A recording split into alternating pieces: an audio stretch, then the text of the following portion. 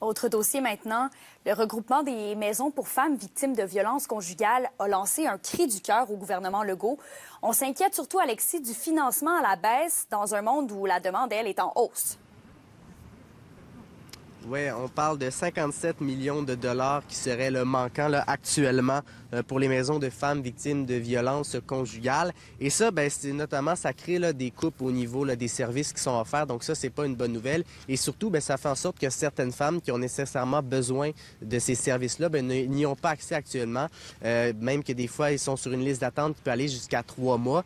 Et ces femmes-là, lorsqu'elles ont besoin de services, ben, elles en ont besoin maintenant. Donc, elles ne peuvent pas nécessairement attendre 3 mois. Donc ça, c'est une moins bonne nouvelle. Un autre problème là-dedans également, c'est qu'elles ont souvent besoin, là, les délais en ce moment sont souvent, là, disons, sont pas cohérents. Donc, par exemple, il y a des fois où ça peut aller ultra rapidement, comme des fois ça peut être ultra lent. Donc, c'est pour ces raisons-là qu'il est important là, vraiment d'agir très, très rapidement, Kémilia. Nos demandes ils ont explosé.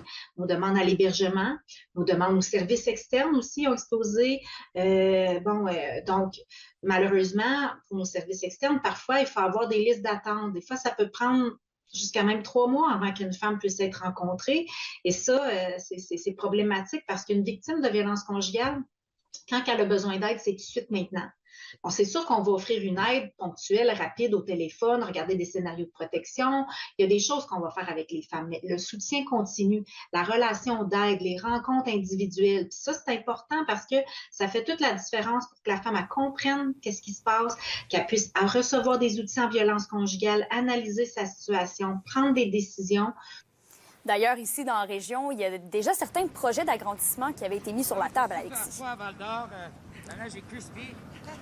Oui, donc c'est le cas en Abitibi-Ouest, notamment à la Sarre, où on cherche le plus de places pour augmenter la capacité d'accueil qui avait été ouverte en 2022. Mais là, on cherche à aller chercher une résidence beaucoup plus grosse dans le but de pouvoir accueillir le plus de monde possible. On est d'ailleurs extrêmement satisfait de pouvoir enfin avoir une résidence à la Sarre avec un numéro de ligne pour pouvoir que les gens puissent pouvoir appeler. Également à Rouyn-Noranda, où on est en processus pour une maison de 2e étape. Donc, c'est extrêmement important pour la région de pouvoir être ouvert un petit peu partout, que ce soit à Ville-Marie, Amos, Val-d'Or et maintenant à la Sarre depuis quelques temps. Donc, c'est un processus qui est extrêmement important et essentiel puisque le besoin, on le sait, est de plus en plus grand au cours des dernières années.